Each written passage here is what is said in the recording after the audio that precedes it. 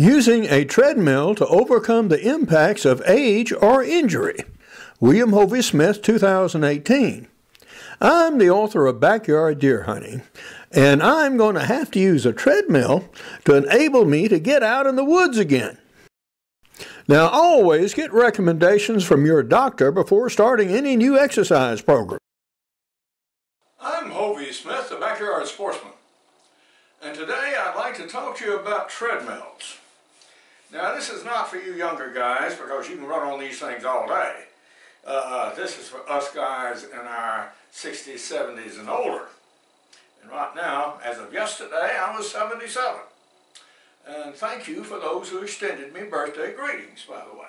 Appreciate that. Do. What we have here is a treadmill, the upper part of it. And the reason I got it is because I have claudication of the legs, both. That means that my blood vessels are partially blocked with cholesterol. They're still somewhat functional, but not near as good as they used to be. When I was a young guy, I could carry a pack and walk 13, 14 miles through rough terrain and alders and brush. Well, I can't do that at 77. Sorry about that. But I do want to be able to walk out on relatively flat ground to my food plot, which is about a quarter mile that way, and to my hunting locations, which are maybe a mile and a quarter that way. So I want to be able to continue to do that for as long as I can. Yes, I could get an electric cart and all that kind of good stuff, but I prefer to walk and extend my life and my mobility for as long as I can. Hence this treadmill. I gave this to myself as an early birthday present. And the trick is to not only buy it, but to use it. First off, about purchasing these things. They are expensive, but there are any number of them available practically new and used for about half price. This one cost me $200. I bought it from a friend. He ran it twice. Okay? So, practically new condition.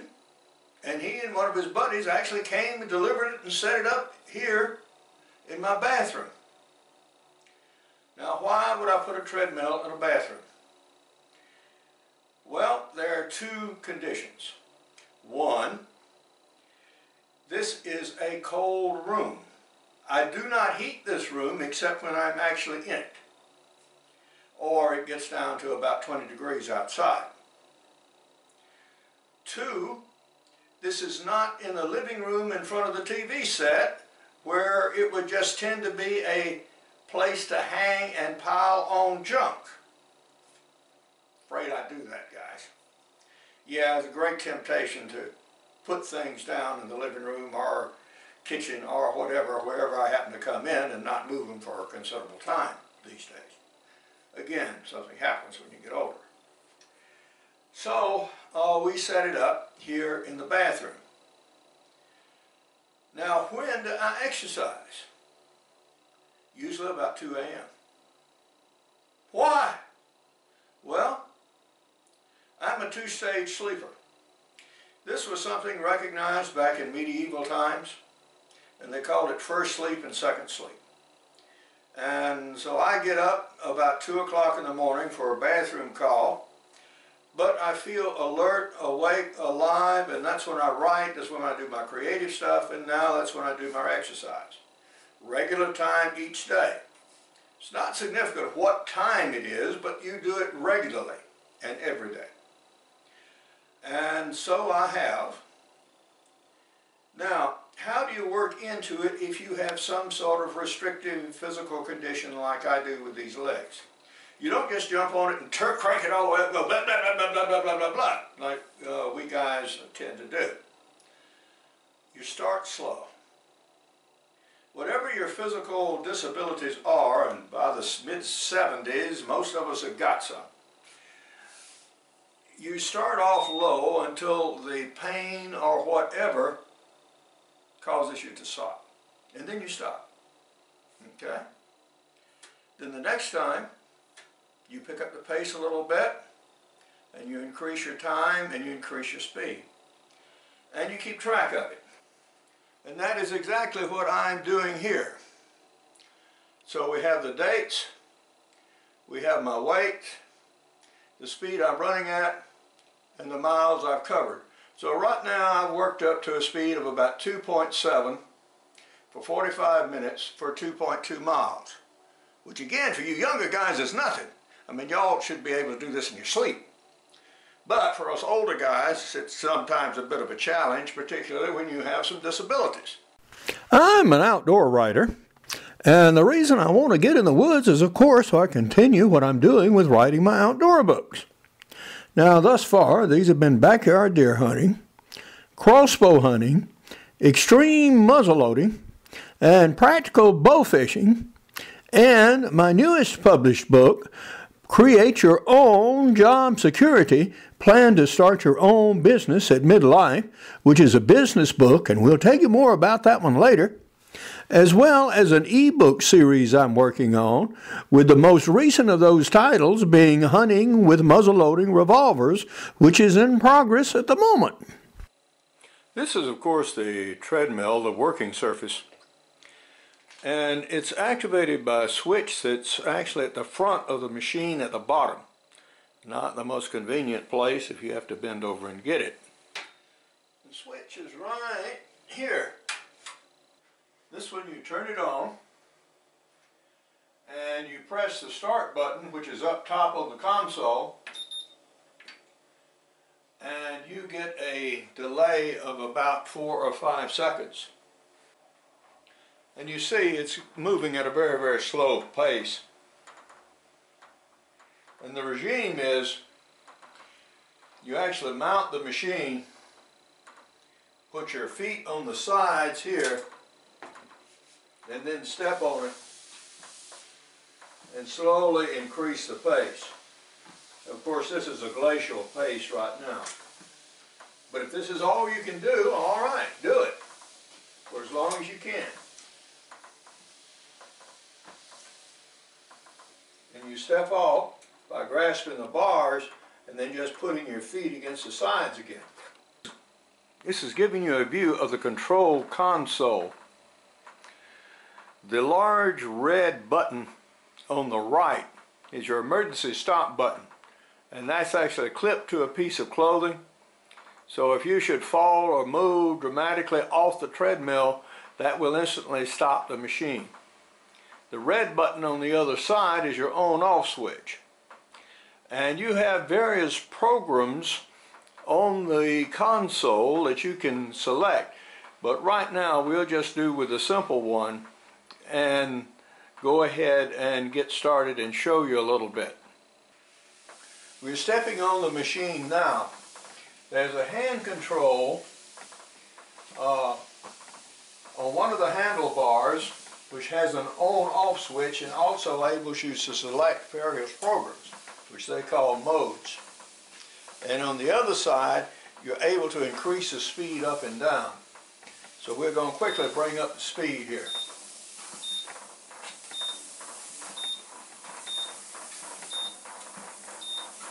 Now this is 1.2. What does that mean? I'm not quite sure, except it means 1.2 on this particular machine. This also records your heartbeat and time, and that should come up shortly.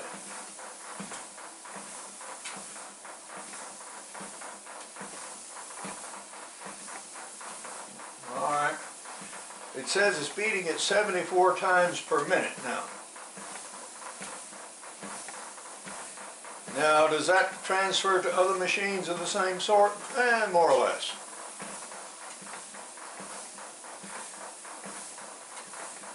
It says I burn all 4 calories thus far. Whoopee. Now, ideally, you'll want to ultimately get your heart up to about 120. Now, this 120 figures is what's used on a stress test that you get at the doctor's office. They want you to be able to do 120 for a full minute. so they can get a good EKG.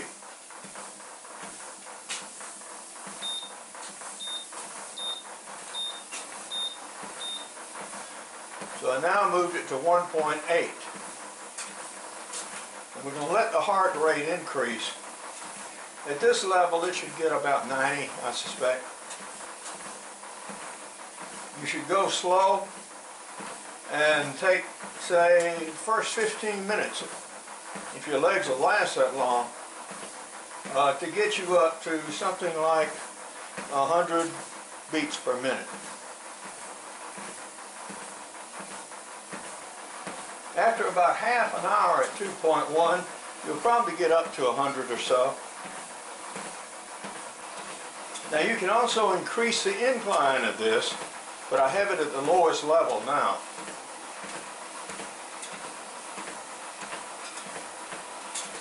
Some machines, and you can find this online, will have a chart which says that whatever age you are, you're running at 85% of your heart's theoretical capacity, and that's your sustained exercise rate.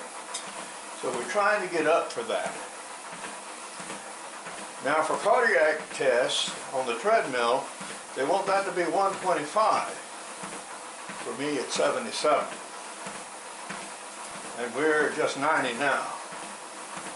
So we've got to go up a ways. So this is 2.7.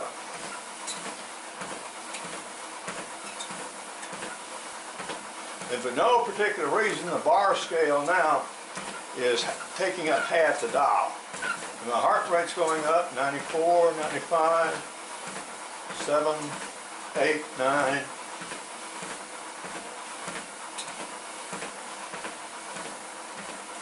$100.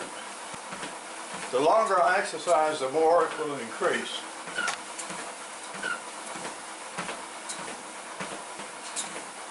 I'm going to perk it up a little more.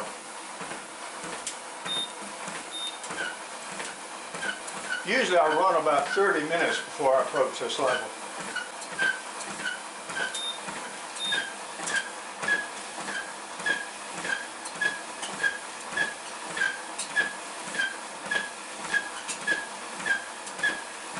Perk it up, 3.1.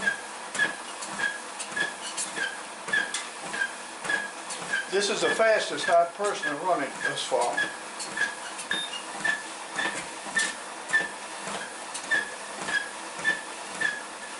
All right.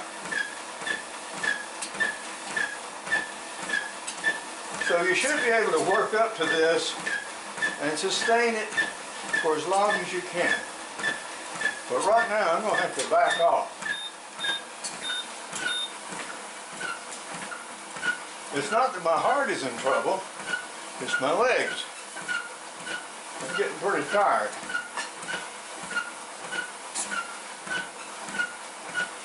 Then when you've done it at 120 and sustain it for as long as you can, you slowly back it off. You don't just stop and get off. So it'll go down through a cool down period, 5 minutes or so, and then just slowly work it down. And that's how you do and plan your exercise program. You go until a body part starts hurting, and then you back off. And you try to go longer at that speed, and just slowly increase your speed and time on the machine.